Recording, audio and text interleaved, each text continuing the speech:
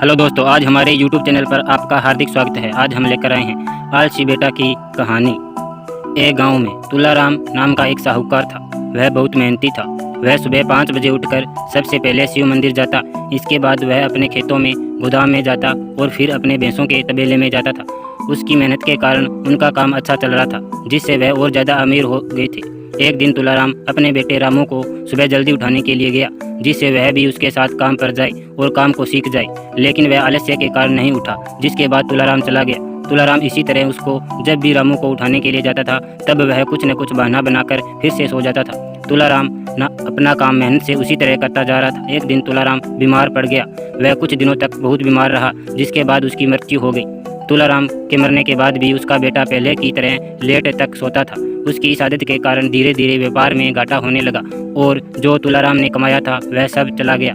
यह सब देखकर तुलाराम की बीवी ने रामू को बुलाया और कहा कि हमारे व्यापार में बहुत घाटा हो रहा है, इसको सही करने के लिए तुम कुछ करो। रामू अपनी माँ से बोला, मुझे व्यापार नहीं आता, इसमें मैं क्या कर सकता हूँ। रामू की माँ बोली, दूसरे गांव में तुम्हारे नाना रहते हैं, तुम उनके पास जाओ और उनसे कुछ व्यापार की बातें सीखो। रामू ने ऐसा ही किया। वह अगले दिन दूसरे गाँव अपने नाना से मिलने के लिए गया। उसने नाना से व्यापार में घाटे की बात बताई। उन्होंने रामू को सुबह 5 बजे उठकर पहले शिव मंदिर, फिर खेतों गोदाम में और उसके बाद भैंसों के तबेले में जाने की सलाह दी। रामू अपने नाना की सलाह के अनुसार सुबह 5 बजे उठकर सब जगह जाने लगा। उसके कुछ दिन ऐसा करने पर उनके व्यापार में काम करने वाले सभी व्यक्ति सोचने लगे कि मालिक अब रोज आते हैं, जिससे उन्होंने घोटाला बंद कर दिया।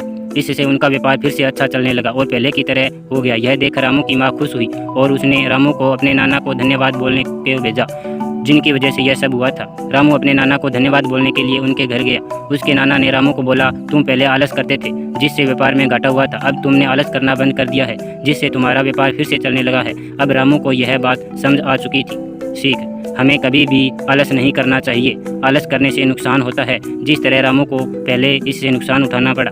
इसी तरह की शिक्षाप्रद, मोटिवेशनल, प्रेरक और हिंदी कहानियों के लिए हमारे YouTube चैनल को सब्सक्राइब करें। धन्यवाद।